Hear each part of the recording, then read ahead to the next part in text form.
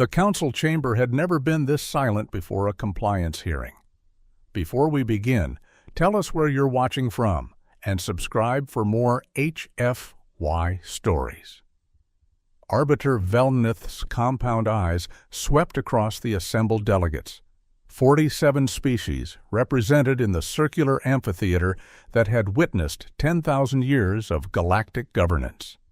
The chitinous plates of his exoskeleton clicked softly as he settled into the Arbiter's throne, mandibles working in what his species considered a gesture of measured authority.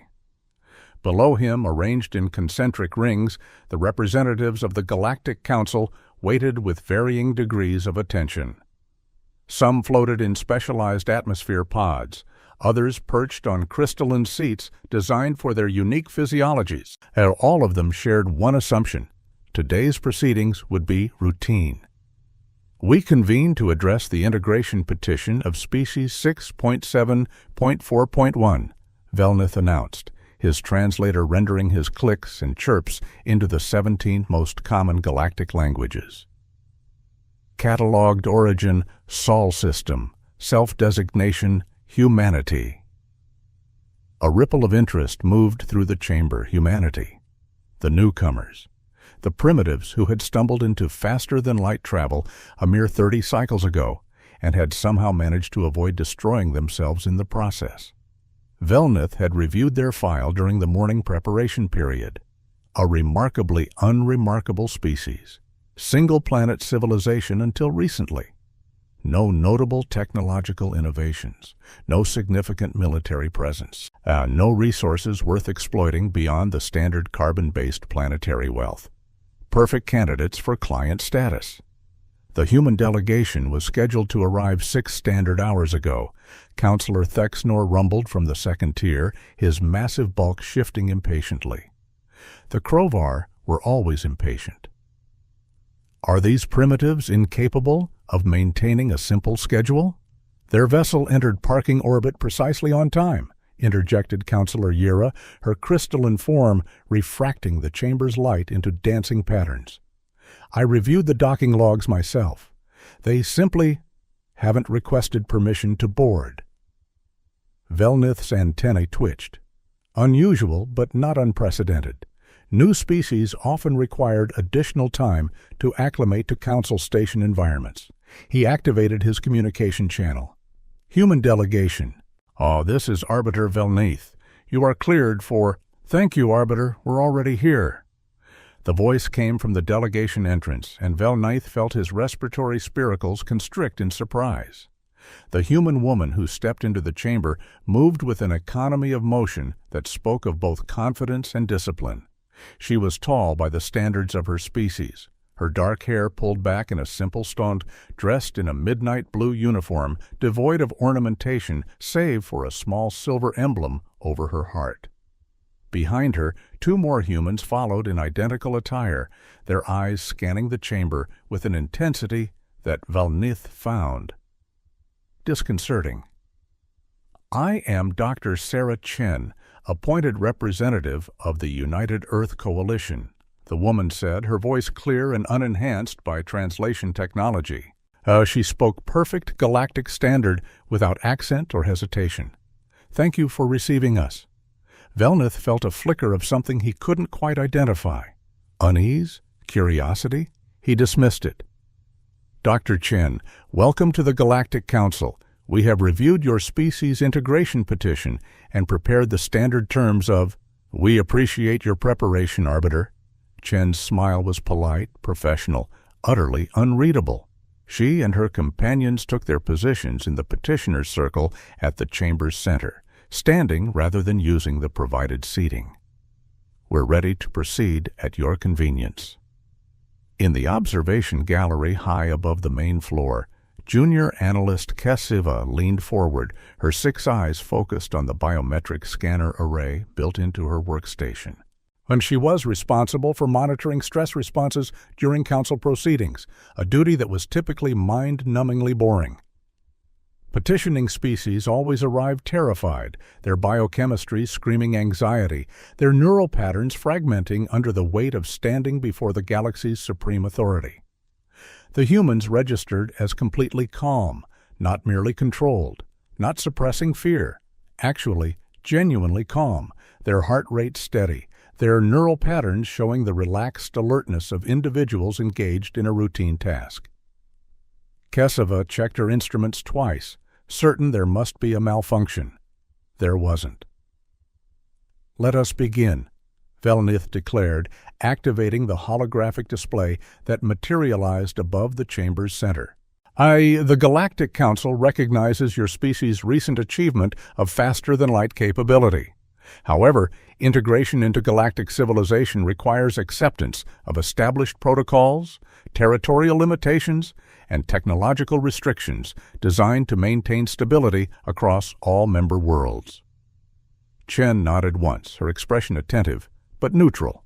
She didn't take notes, didn't activate any recording devices, simply listened. Velnith continued through the standard presentation, outlining the terms that every client species accepted. Restricted expansion zones, monitored technology development, mandatory trade agreements, military fleet limitations. The humans would be permitted 3 colony worlds beyond their home system. Their military vessels would be capped at 75 units. Their research into certain classified technologies would require council oversight. Standard terms, fair terms, the same framework that had maintained galactic peace for millennia. These provisions ensure your species' safe integration while protecting the stability of established civilizations, Velnith concluded. "Do you have any questions before we proceed to formal ratification?" Dr. Chen's expression didn't change, but something in her eyes did, a shift so subtle that Velnith almost missed it. Almost.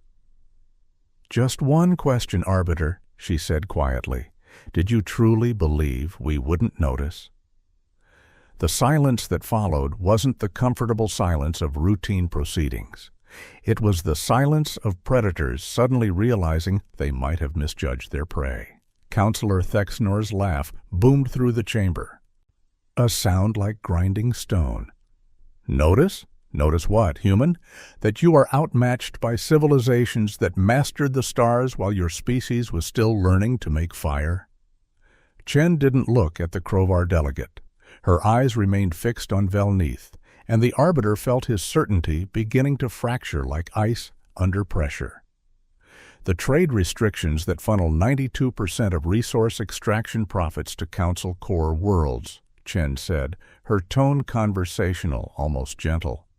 "The technology limitations that prevent client species from developing defensive capabilities that might threaten Council military superiority. The mandatory settlements that conveniently place new species between Council space and the contested regions, creating convenient buffer zones." Velnith's mandibles locked. Several delegates shifted in their seats. Counselor Yira's crystalline form flickered with colors that indicated confusion. "These are standard integration protocols," Velnith managed, fighting to keep his translator steady, "accepted by every species that has joined the Council for the past 4,000 cycles. They ensure stability." "They ensure exploitation," Chen interrupted, and now her voice carried an edge like Sheffield steel. "They ensure that client species remain perpetually dependent, perpetually weak, perpetually in debt to the Council's economic and military framework. It's an elegant system, Arbiter. I can appreciate the sophistication of it." "You speak of matters you do not understand," Velnith snapped, his composure finally cracking. "Your species has been spacefaring for less than a standard generation. But you know nothing of the complexities of galactic governance." "Don't we?" The question hung in the air like a blade. Chen reached into her uniform and withdrew a small metallic disc, placing it on the chamber floor. It activated immediately, projecting a soft blue glow. In the observation gallery, Keseva's instruments suddenly screamed warnings: electromagnetic interference, quantum processing signatures, energy readings that made no sense according to any known technological framework. "What is the meaning of this?" Velnith demanded, rising from his throne.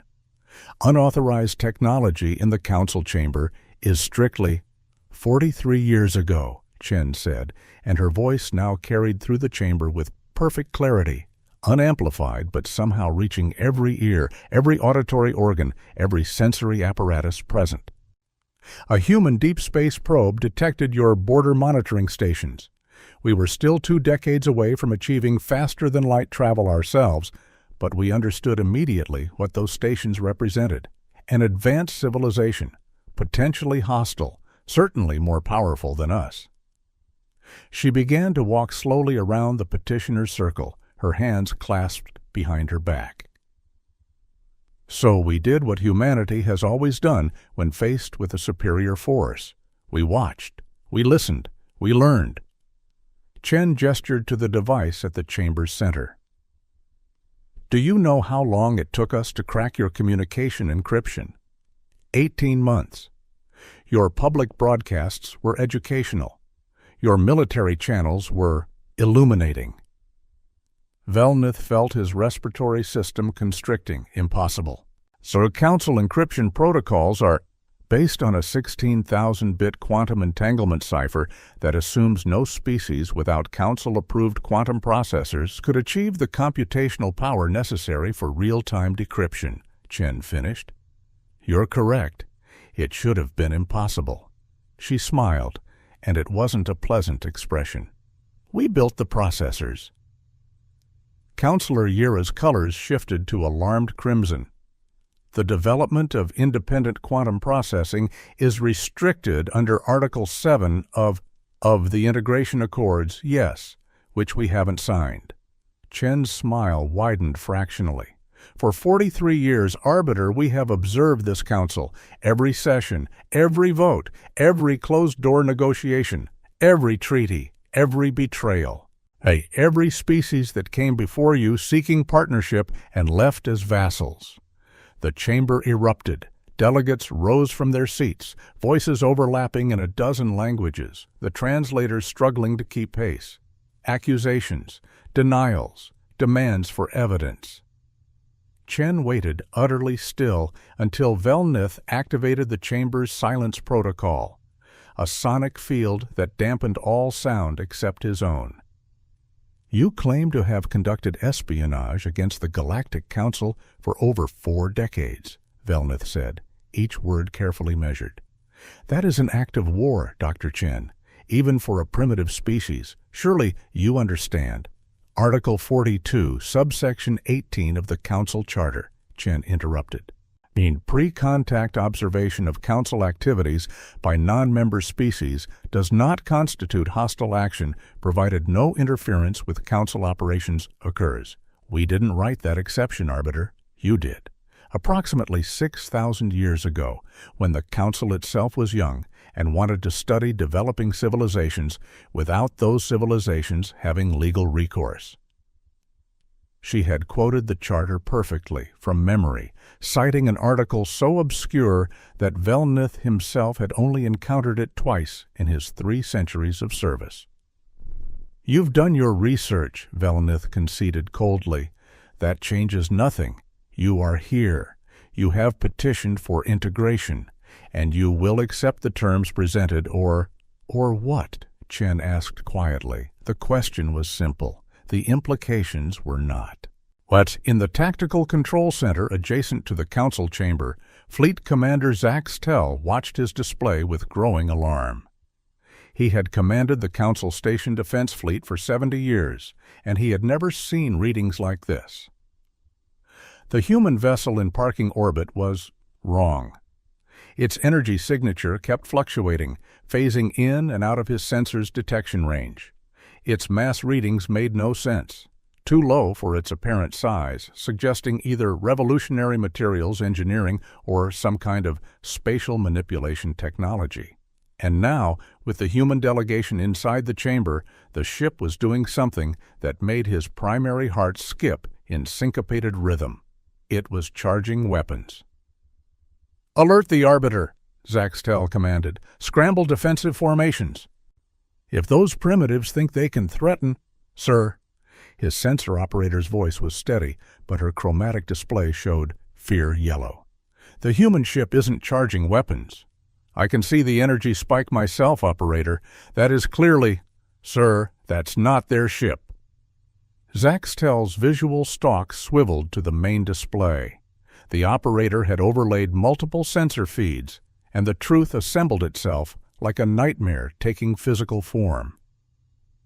The energy spike wasn't coming from the human ship in parking orbit. It was coming from 47 other ships that had just appeared on sensors, equidistant around the Council station in perfect geometric formation. Ships that hadn't been there 3 seconds ago. Stealth technology, Zaxtel whispered. They have working stealth technology. Not just stealth. Sir. The operator's display was now panic red. Look at the mass energy readings. Each of those vessels is 3 times the size of our largest dreadnought. And their power cores. She trailed off, mandibles clicking in distress. Sir, a single one of those ships is generating more energy than our entire defensive fleet combined. Back in the council chamber, Chen was still speaking, her voice calm and measured.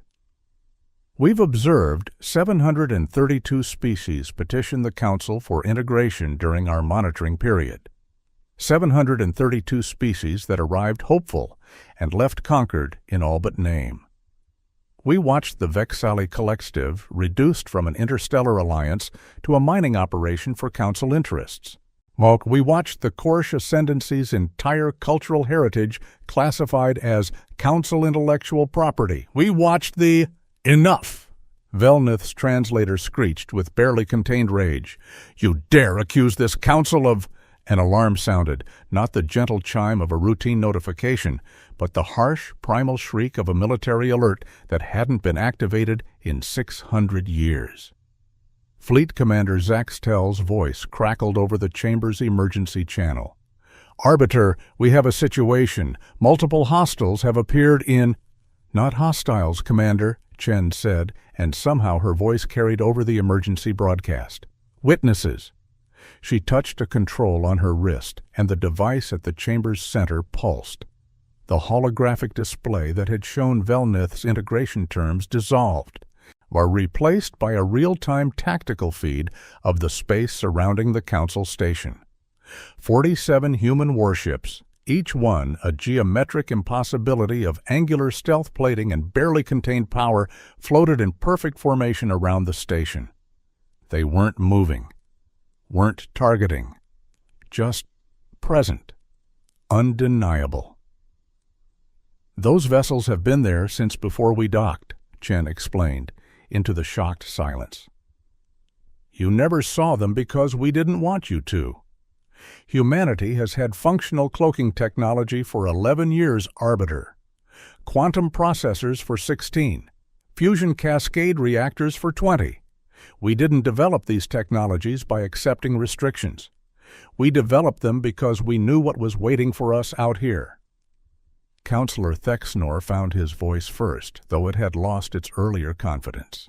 This is a military threat. You've brought a fleet to... We've brought security, Chen corrected, because we knew that the moment we declined your terms, you would attempt to enforce them. The Council's standard response to non-compliant species is immediate military intervention, isn't it, Arbiter? 43 documented cases in the past century alone. You call it peacekeeping. We call it what it is. She took a step forward, and every delegate in the chamber felt it. We didn't come here to join your system, Arbiter Velenith. We came here to change it. The chamber descended into chaos. Delegates were shouting, their translators overlapping into an incomprehensible cacophony. 3 representatives fled toward the exits. Counselor Thexnor was bellowing orders to security forces that were no longer responding.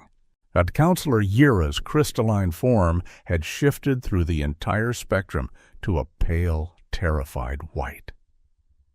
Velnith remained frozen on his throne, his compound eyes fixed on the tactical display.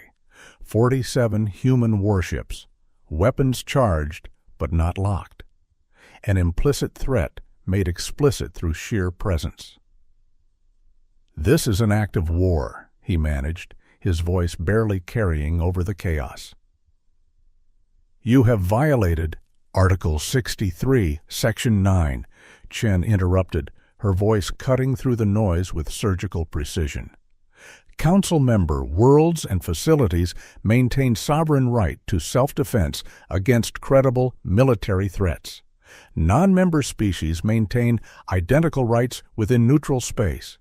This station is technically neutral territory, Arbiter. We haven't violated anything. We've simply declined to be vulnerable."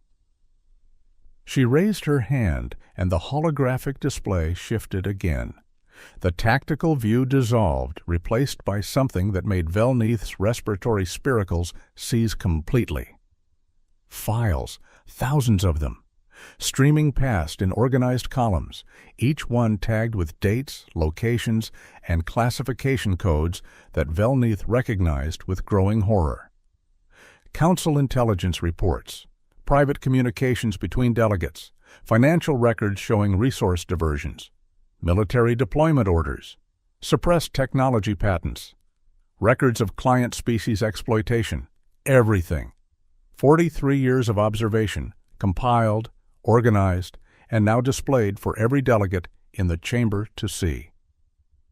"What you're looking at," Chen said, her voice now projected to fill every corner of the chamber, "is the complete operational history of the Galactic Council since humanity began monitoring your activities. Every closed session, every classified treaty, every species you've subjugated while calling it partnership." She gestured, and specific files expanded, their contents scrolling across the display in multiple languages. "The Vexali Collective. You promised them protection from border raiders in exchange for mineral rights. What you didn't tell them was that you were funding the raiders, creating the threat you claimed to solve. When the Vexali economy collapsed under the strain, you purchased their industrial infrastructure for a fraction of its value." Councillor Thexnor's massive form had gone very still. The Korish ascendancy, 7,000 years of accumulated cultural knowledge, artistic achievement, and scientific discovery. You classified all of it as intellectual property under Section 48 of the Integration Accords. Then you licensed it back to them at rates that ensured perpetual debt. Councillor Ayera's colors were flickering erratically, unable to settle on any stable pattern. The Nexreal Protectorate, the Yulsha Commonwealth, the Ixan Confederacy, 43 species currently held in what you call protective client status. What the rest of the galaxy should call exactly what it is: economic slavery with a diplomatic veneer. Chen turned slowly, making eye contact with delegates around the chamber. Some met her gaze. Most looked away. "We know about the suppressed technologies, too. The Ixan discovered a method for atmospheric reclamation that would have solved the Council's colony world environmental problems. You buried it because it would have made the Environmental Systems Guild obsolete. The Yulsha developed a medical treatment for cellular degradation that extended lifespan across multiple species.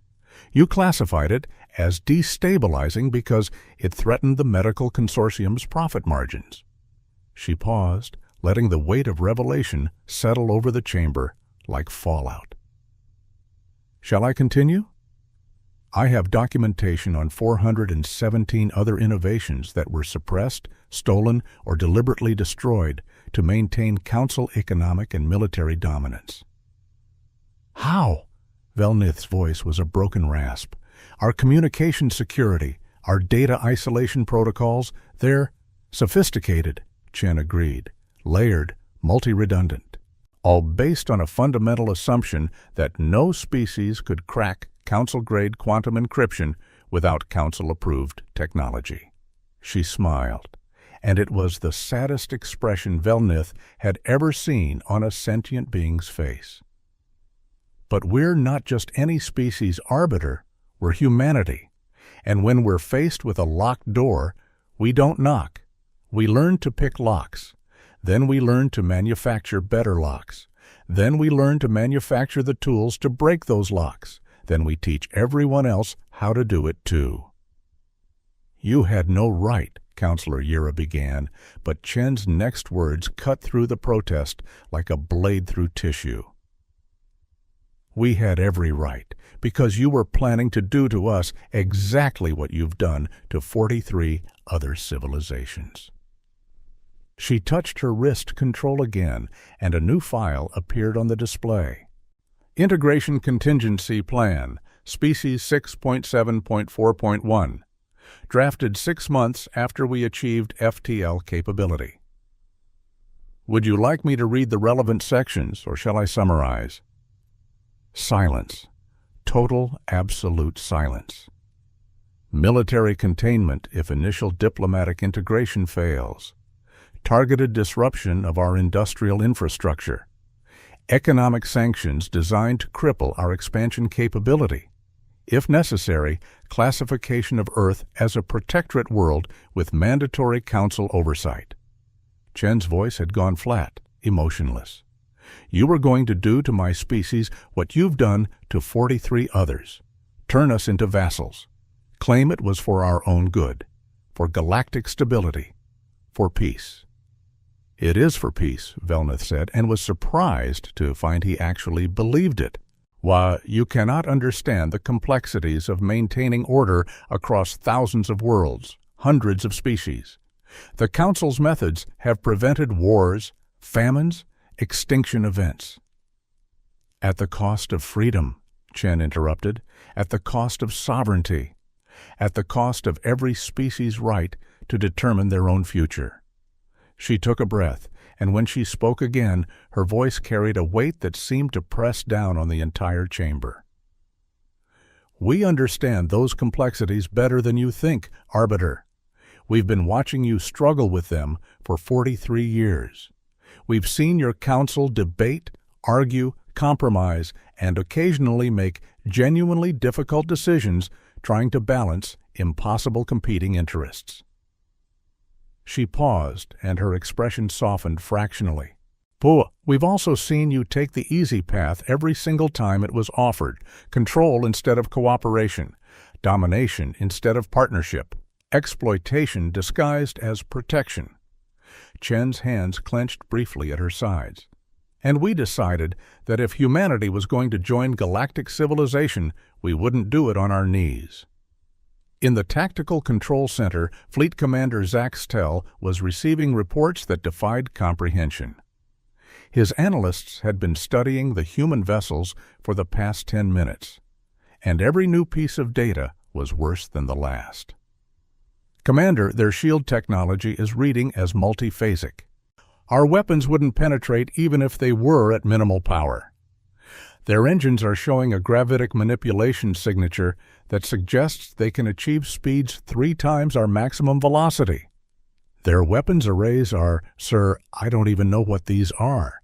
The energy signatures don't match any known weapon classification. They're either completely revolutionary or they're showing us exactly what they want us to see, Zaxtel finished grimly. Open a channel to the human flagship. A moment later, a human face appeared on his display.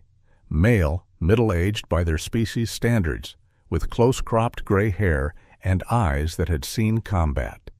Behind him, Zaxtel could see the interior of the human vessel, clean, efficient, and utterly alien in its design philosophy. "How, Commander Zaxtel," the human said in perfect galactic standard. "I'm Admiral James Torres, United Earth Defense Fleet. I believe your protocols require me to inform you that your sensors are now tracking my vessels.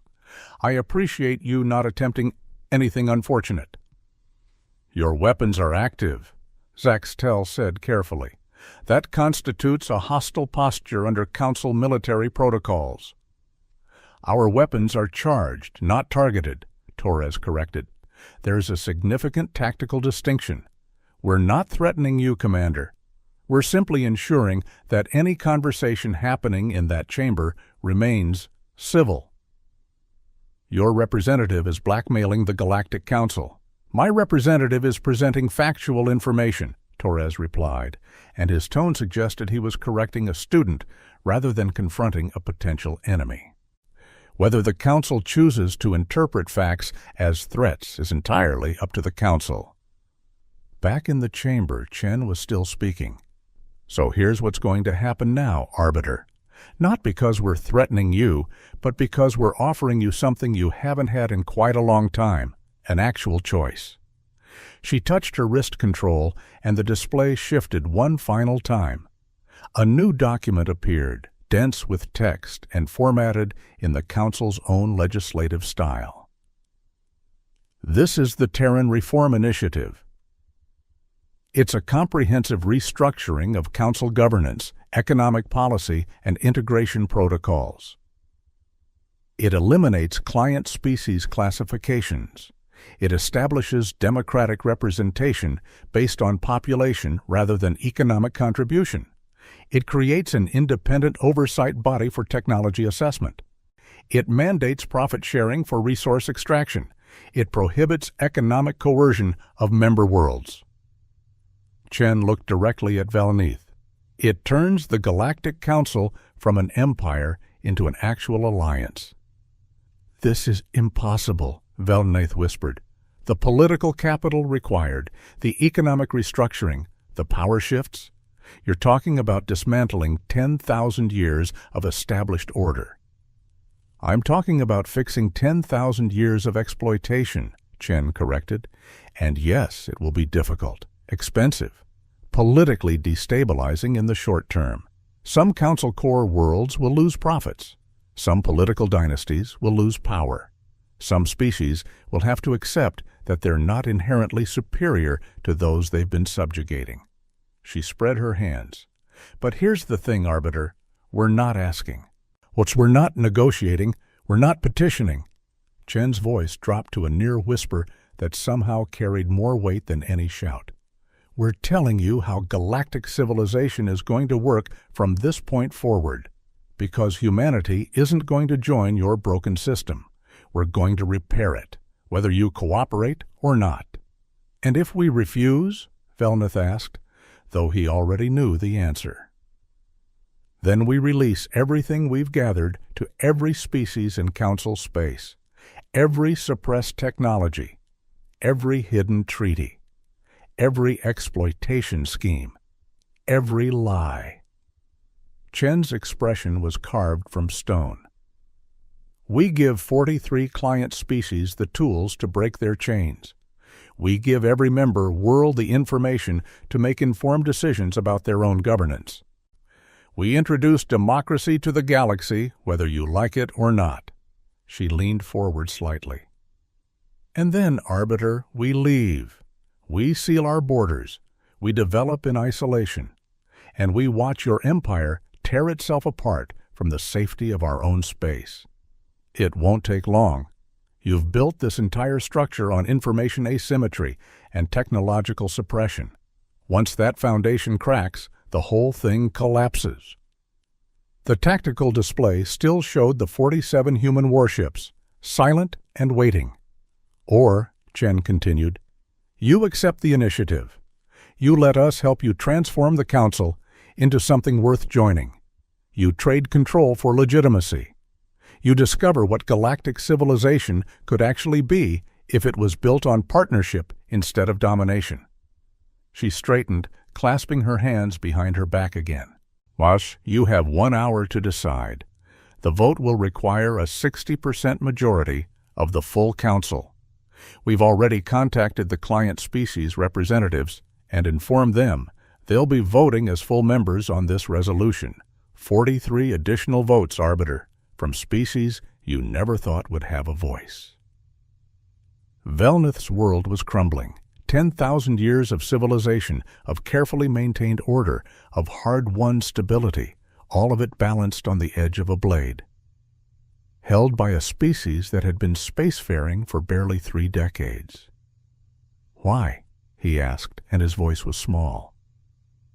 Why do this? You could have stayed hidden, developed in isolation. You didn't have to reveal yourselves, didn't have to challenge us. You could have avoided all of this. Dr. Sarah Chen looked at him with something that might have been pity. Well, because that's not who we are, Arbiter, she said quietly. Humanity doesn't run from injustice. We fix it, even when it's dangerous, even when it's costly, even when it would be easier to look away. She glanced at the tactical display, at the warships that could destroy the station in seconds but hadn't fired a single shot. You wanted to know about humanity, Arbiter. Now you know. We're the species that sees a broken system and decides to repair it. We're the species that chooses the hard right over the easy wrong. Chen's smile was gentle now, almost sad. We're the species that believes the galaxy can be better, and we're willing to prove it. The hour began to count down. The council chamber remained in stunned paralysis for exactly 47 seconds after Chen finished speaking. Then, as if released from suspended animation, it erupted into motion.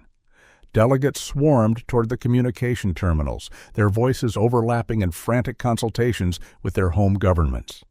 Some species huddled in small groups, gesturing frantically. Others sat in isolated silence, processing the impossible choice they'd been handed. The client species representatives, seated in the outer ring, traditionally silent observers, were now the center of desperate attention as council members who had ignored them for decades suddenly sought their counsel. Velneth remained on his throne, his compound eyes tracking the chaos with the detached precision of someone watching their entire worldview disintegrate in real time. Counselor Thexnor approached the Arbiter's platform, his massive bulk moving with uncharacteristic hesitation. We cannot accept this. If we show weakness now, every client species in council space will revolt. The economic disruption alone would bankrupt your industrial holdings on 17 colony worlds, Chen interjected from across the chamber, not bothering to look at the Krovar delegate. Yes, Counselor, we're aware of your portfolio and the fact that you've used your council position to acquire mining rights through regulatory manipulation. It's all in the files. Thexnor's skin flushed a deep, mottled purple, a color that indicated either rage or fear, possibly both. Counselor Yira's crystalline form approached from another direction, her colors cycling through patterns that suggested desperate calculation. Even if we wanted to accept these terms, the implementation would take decades. Cassettes! The economic restructuring alone. 18 months, Chen corrected. We've modeled it. The Terran Reform Initiative includes a transition framework with specific timelines, resource allocation schedules, and economic stabilization protocols. We've even identified which council agencies will need to be dissolved, which can be reformed, and which will require complete reconstruction. She finally turned to face them, and her expression was clinical. We've spent 43 years preparing for this moment, counselors. Did you think we'd present a plan without knowing exactly how to execute it? In the Tactical Control Center, Admiral Torres was conducting his own quiet revolution. Fleet Commander Zaxtel had reluctantly accepted a direct communication link, and the two military commanders were engaged in a conversation that both recognized as historically significant. Your vessels are impressive, Zaxtel admitted. He's studying the technical readouts his analysts continued to provide. But surely you understand that military superiority alone cannot sustain governance. The Council maintains order through intricate diplomatic relationships, economic interdependencies, which you've weaponized, Torres interrupted, but his tone was more educational than accusatory. Commander, I've reviewed your entire military career. 7 decades of service. You've fought in 3 border conflicts, prevented 2 civil wars, and personally saved the lives of over 4,000 sentients during the Yulsha station disaster. You're a good officer serving a corrupt system. Zaxtel's visual stalks drew back defensively. The system has maintained galactic peace for the species already in power, Torres finished. I'm not questioning your service, Commander. I'm asking you to imagine what you could accomplish serving something better. He gestured to something off-screen, and Zaxtel's display updated with new information. technical specifications, fleet deployment suggestions, organizational frameworks for a reformed Council Defense Force. We're not here to destroy the Council's military capability, Torres explained. We're here to redirect it. Imagine a defense force that actually protects instead of intimidates. That serves all member species equally instead of enforcing economic exploitation. That operates with transparency and accountability. Zach Stell studied the documents, his analytical mind already recognizing the elegance of the proposed restructuring.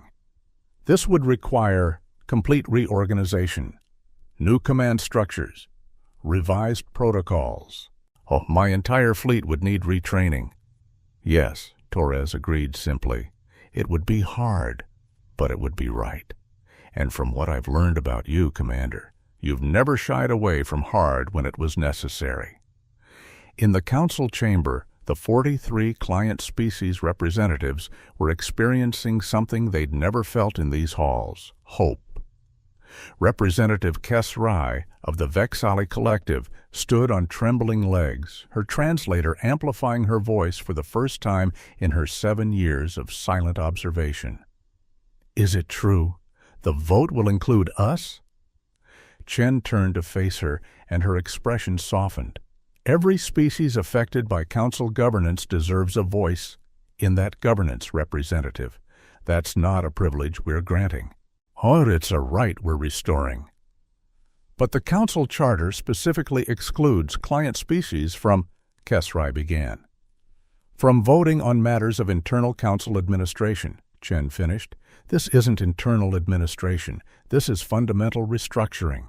Article 112 of the Charter, which supersedes all other articles, states that any resolution affecting the rights and obligations of Council member species requires majority consent of all affected parties.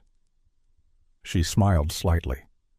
Client species are affected parties. The Council just never bothered to test that interpretation because no one ever challenged them.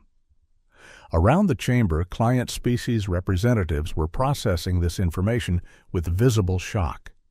Decades, in some cases centuries, of voiceless observation suddenly transformed into actual political power.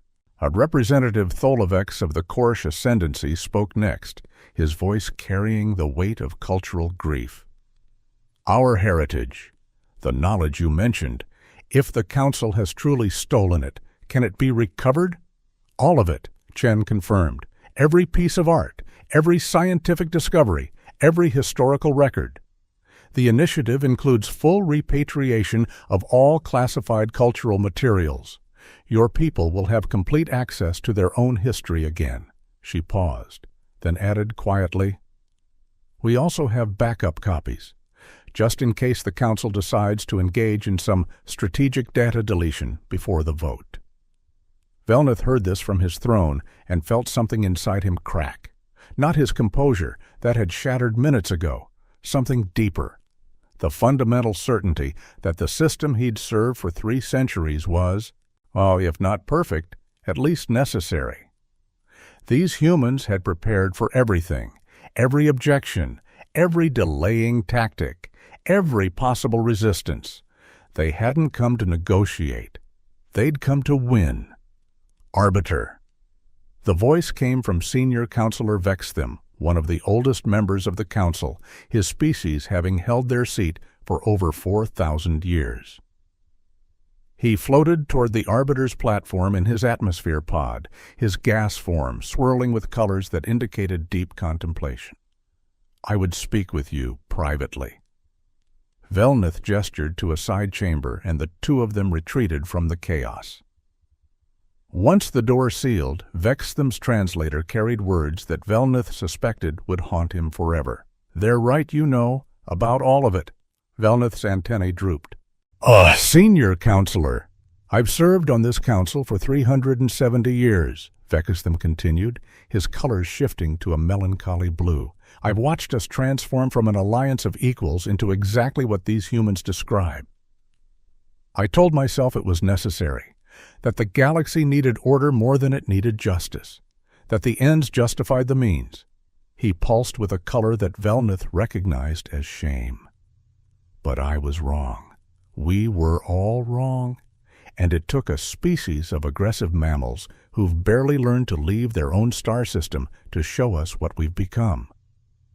Vextham's laughter was bitter. Do you know what the worst part is? They could destroy us. Those ships out there, that technology, they could reduce this station to atoms, and there's nothing we could do to stop them. But they're not. Why, they're offering us a chance to be better, to actually be what we've always claimed to be. The economic disruption, Velnith began, will be expensive, painful, politically devastating for some of us. Vextham's colors steadied into resigned determination, and it will still be better than what we're doing now. Because they're not asking us to surrender, Arbiter. They're asking us to evolve. And if we refuse, he gestured toward the main chamber, then we prove we deserve to fall. 20 minutes into the hour, voting began. The client species representatives voted first, a block of 43 voices that had never been heard in council proceedings. 43 affirmatives, delivered with varying degrees of hope, desperation, and vindication. Then the established council members began their votes, one by one, species by species. Councillor Yira voted yes, her crystalline form pulsing with resigned acceptance. My people have profited from this system, but profit built on exploitation is not wealth, it's debt to the future. Minor delegates from smaller worlds voted yes in clusters, their combined voices gaining strength through solidarity. The major powers hesitated, debated, consulted with home governments across light years of space through quantum communication arrays. Councillor Thexnor voted no. His voice don't, even as his species' government overrode his authority via emergency channel and changed the vote to yes. Velnith watched the tally climb with the surreal detachment of someone witnessing their own civilization's transformation in real time. 60% required. They were at 58% with 10 minutes remaining, Doctor. Chen stood calmly in the petitioner's circle, flanked by her two silent companions, showing no anxiety, no impatience. Just steady confidence that spoke of absolute certainty in the outcome. 5 minutes remaining. 61%. The last holdout votes came from species who had the most to lose. The old powers, the established dynasties, the civilizations that had built their prosperity on the current system. One by one, they broke, not because they wanted to, but because they recognized, with the clarity that comes from staring into an abyss, that they were being offered a choice between controlled reformation and chaotic revolution. Humanity had made that choice easy. Painful, but easy. When the final tally displayed across the chamber's holograms, it showed 73% in favor. The Terran Reform Initiative had passed. The council chamber fell silent again, but this time it was a different silence. Not the shocked paralysis of confrontation, but the breathless quiet of witnessing history, pivoting on a single moment. Chen bowed slightly, a gesture of respect rather than submission. Thank you, councilors. Implementation begins immediately. Earth will assign transition teams to work with each council department. Our technical specialists will assist with the technology repatriation protocols. Our economists will help manage the restructuring. She straightened, and for the first time since entering the chamber, she smiled with something approaching warmth. The galaxy just became a very different place. We're honored to help you build it. In orbit, the 47 human warships began a synchronized maneuver, a repositioning into a formation that transformed from implicit threat to explicit protection, a defensive perimeter around the council station, no longer containing it, but guarding it. Admiral Torres opened a fleet-wide channel. All vessels, stand down to ready status. Maintain position. We've just made history, people. Let's make sure it sticks. In the chamber, Velnith slowly descended from his throne. Protocol demanded he make a formal acknowledgement of the vote's passage, but the words felt hollow in his translator. Instead, he approached Dr. Chen directly, his movements carrying the weariness of someone who had aged decades in a single hour. "You knew we would vote yes," he said quietly. "From the moment you entered this chamber, you knew." "We hoped you would," Chen corrected gently. "Hope and certainty are different things." "Arbiter, we prepared for both outcomes, but we hoped for this one. Because it was easier for you?" "Because it was better for everyone." Chen's expression was earnest now, stripped of diplomatic precision. "We meant what we said, Arbiter. We don't want to conquer. We want to cooperate. But we won't cooperate with a system built on exploitation. So we gave you the chance to change it." She extended her hand, a human gesture that Velnith's cultural database identified as a sign of partnership, agreement, and new beginnings. "We have a lot of work ahead of us," Chen said. "All of us. It's going to be difficult. Some species won't accept these changes gracefully. There will be resistance, sabotage, and political backlash. But if we work together, actually together, we can build something the galaxy has never seen before." Velnith looked at her hand for a long moment, then reached out with his primary manipulator and clasped it carefully, mindful of the differences in their physiologies.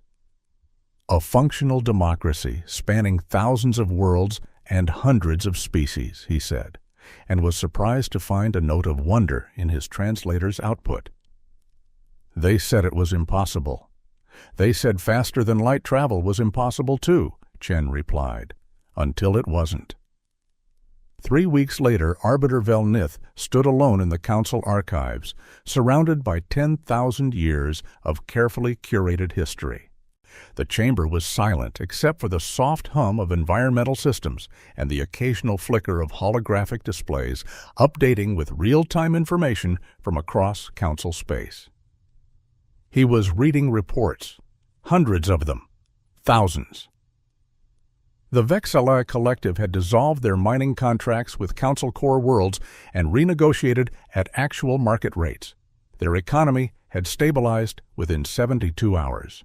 The Korish Ascendancy had reclaimed their cultural heritage and immediately opened public museums across their territory.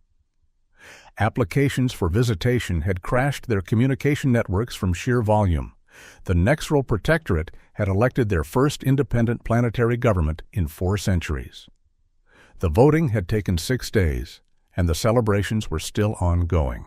43 client species, all now full member states, each one experiencing the disorienting freedom of self-determination. It was chaos. Beautiful, terrifying, necessary chaos. The economic restructuring was proceeding ahead of the human projections. Some Council core worlds were experiencing exactly the financial pain Chen had predicted, but the violence they'd feared hadn't materialized. Partly because humanity's transition teams were providing economic support and technical assistance. Mostly because the client species weren't interested in revenge. They were too busy building their own futures to waste time destroying the past. 3 council members had resigned in protest. 2 had been removed by their own governments for attempting to sabotage the reforms. 5 had privately thanked Velnith for allowing the vote to proceed, admitting they'd wanted change for decades but lacked the courage to demand it. The human transition teams were everywhere, efficient, professional, relentlessly helpful.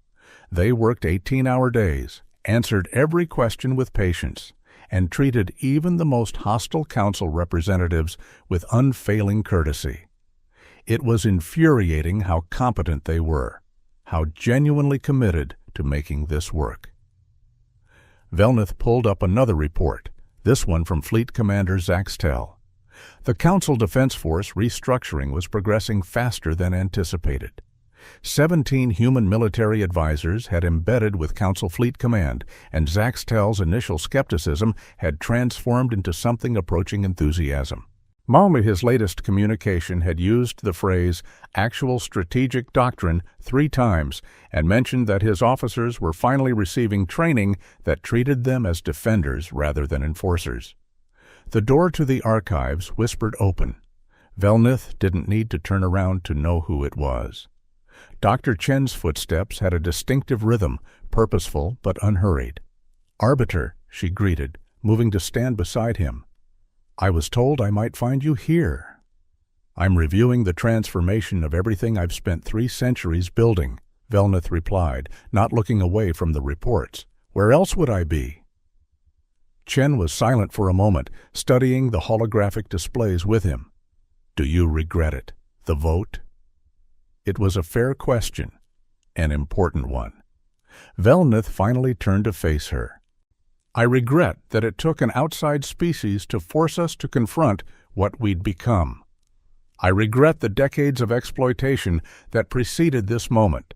I regret every species that suffered under a system I helped maintain." He paused, his translator carrying the weight of genuine reflection. "But do I regret the vote itself? No. I regret that we needed it." Chen nodded slowly. "For what it's worth, we didn't enjoy forcing your hand, but we studied 43 cases of species trying to reform the Council from within. None of them succeeded. The system was designed to resist change." "So you broke the system." "We fixed the system," Chen corrected gently. "There's a difference. Breaking would have been easier. We could have released all the information, watched the Council collapse, and built something new from the rubble. But that would have cost lives, caused wars, created power vacuums that would take centuries to fill." She gestured to the reports surrounding them. This controlled transformation. It's harder, more expensive, requires more trust and cooperation. But it's what was necessary, not just for the Council, but for the galaxy. Velnith studied her with his compound eyes, seeing details he'd missed during that chaotic first encounter. The fatigue in her posture, the tension she carried in her shoulders, the weight of responsibility that came from reshaping galactic civilization. "Your species bears a heavy burden," he observed. "You've made yourselves responsible for the success of these reforms. If they fail—" "They won't fail," Chen said, and her certainty was absolute. "Because we're not doing this alone. Every species that voted yes owns a piece of this transformation. Every Council member who chose reform over collapse has invested in making this work. Humanity provided the catalyst, Arbiter, but the reaction belongs to everyone." She pulled out her personal data device and activated a display between them. It showed a map of Council space, but it was different from the maps Velnith had studied for centuries. The old territorial divisions were fading, replaced by new networks of cooperation, resource sharing, and mutual defense. "Do you see it?" Chen asked quietly. "This is what the galaxy looks like when species work together as actual partners, when technology flows freely instead of being hoarded, when protection doesn't come with economic chains attached, and when diversity is treated as strength rather than a management problem." The map pulsed with activity. Trade routes expanding, communication networks densifying, scientific collaborations forming across species that had never interacted as equals before. 23 joint research initiatives have been proposed in the past week alone, Chen continued. The Yulsha medical technology we mentioned, they're already sharing it with 17 other species. The Ixin atmospheric reclamation, it's being deployed on 12 colony worlds that were considered marginal or failing under the old system. She smiled, and it was the first genuinely happy expression Velnith had seen from her. This is what we hoped for. Not human dominance. Not Earth replacing the Council as the new power center. Just cooperation. Actual, functional cooperation between equals. "We're not equals," Velnith said quietly. "Your technology, your military capability, our technology came from desperation and determination. Chen interrupted. Any species with sufficient motivation can develop what we've developed. We didn't invent quantum processing through genius. We invented it because we knew we'd be facing civilizations that had a 10,000-year head start. Necessity breeds innovation, Arbiter. You taught us that, even if you didn't mean to. She deactivated the display and turned to face him directly. And here's something that might surprise you. We've already begun sharing our stealth technology specifications with the Reformed Council Defense Force. Not the complete systems, that would be irresponsible, but the fundamental principles. Within 5 years, and any species that wants cloaking capability will have it. Velnith's antennae shot up in shock. You're giving away your primary military advantage? We're eliminating the advantage gap that allowed the old council to maintain military superiority over client species, Chen corrected. Humanity's security doesn't come from keeping others weak. It comes from everyone being strong enough that aggression is pointless. That's how you build lasting peace, Arbiter, not through dominance, through mutual deterrence and mutual prosperity. She started walking slowly through the archives, and Velanith followed. Your species has a saying, Chen continued.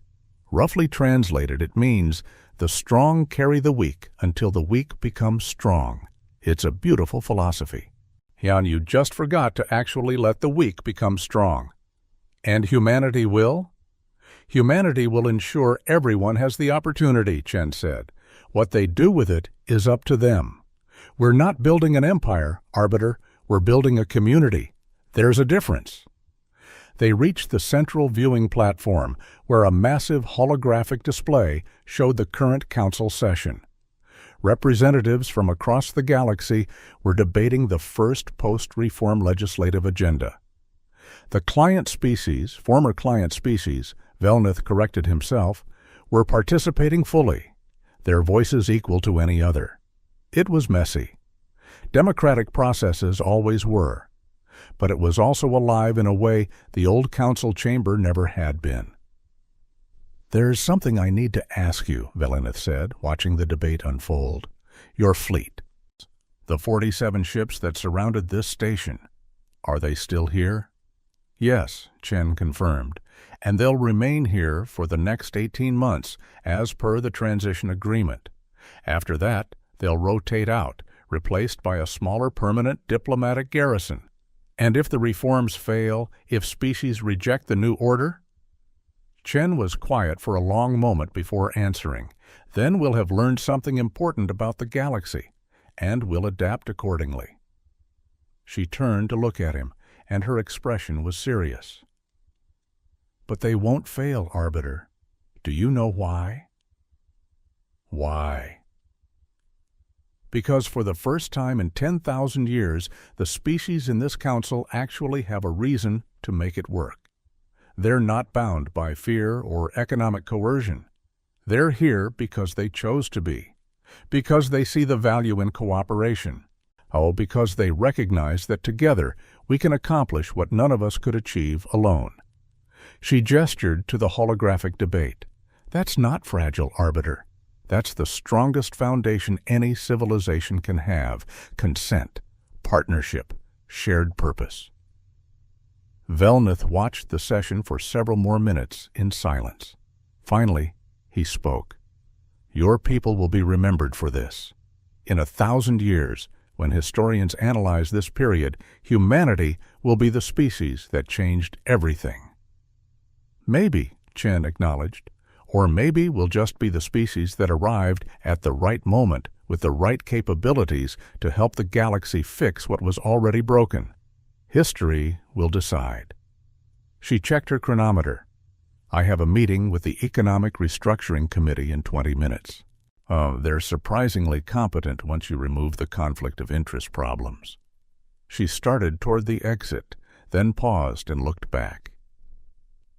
Thank you, Arbiter, for allowing the vote to proceed, for choosing reform over resistance, for being willing to admit that change was necessary. Her smile was warm, genuine. It would have been so much harder if you'd fought us. Velnith felt his translator struggle to convey the complex mixture of emotions he was experiencing. I think part of me always knew this day would come, that the system couldn't sustain itself forever. I just never imagined it would come in the form of a species we'd planned to subjugate. The universe has a sense of irony, Chen agreed. Safe travels, Arbiter. And if you're ever on Earth, look me up. And I'll show you what our world looks like when we're not preparing for potential galactic subjugation. She left, and Velnith returned his attention to the holographic displays, to the reports of transformation spreading across the galaxy like a beneficial contagion. 6 months later, the first non-human, non-council vessel crossed into human space as an invited guest. The Vexali science ship arrived at the edge of the Sol system and was greeted not by weapons arrays, but by a human research vessel interested in collaborative deep space mapping. 1 year later, the Council held its first fully democratic election for Arbiter. Velnith declined to run. The position went to Representative Kesrai of the former Vexali Client Collective. And her first official act was to formally thank humanity for their corrective intervention and to propose a new council charter that enshrined the principles of the Terran Reform Initiative as permanent, unalterable law. It passed with 94% approval. 18 months after that first confrontation, Admiral Torres recalled the human fleet from Council space, leaving behind a small diplomatic garrison and several hundred technical advisors who had been formally requested by Council member species. The 47 warships that had surrounded Council Station and changed galactic history returned to Earth's orbital defense network, where they resumed their original purpose: protecting humanity's home system from threats that had, in the intervening time, largely ceased to exist. And because the galaxy had learned something that humanity had known all along: strength without wisdom was tyranny. Wisdom without strength was vulnerability. But strength and wisdom combined wielded not for domination but for protection, not for exploitation but for elevation. That was civilization. The Council had expected Earth to comply, to bend, to accept the terms of a system designed to ensure human subordination. Instead, humanity had changed the agenda. Not through conquest, not through destruction, but through the simple, revolutionary act of refusing to accept that exploitation was inevitable, of proving that a better way was possible, of demonstrating that even the oldest, most entrenched systems could be reformed if someone had the courage to demand it, Doctor. Sarah Chen stood on the observation deck of Earth's primary orbital station, looking out at the planet that had birthed a species audacious enough to reform the galaxy without firing a shot. Behind her, the Daily Shuttle was preparing to depart for Mars, where the first joint human-alien research facility was nearing completion. Her communicator chimed. A message from Arbiter, former Arbiter, Velnith. I thought you might appreciate knowing the Korish Ascendancy has proposed naming their newly discovered star system Terra Nova. They say it represents a new beginning. The Council approved unanimously. Congratulations, Dr. Chen. You've left your mark on the galaxy. She smiled, typed a brief response, and returned her attention to Earth. Humanity had returned to the stars, and the galaxy would never be the same. And not because humanity had conquered it, but because humanity had shown it what it could become. What do you think about this clash between alien arrogance and human power? Share your thoughts below, and remember to like and subscribe for more HFY stories.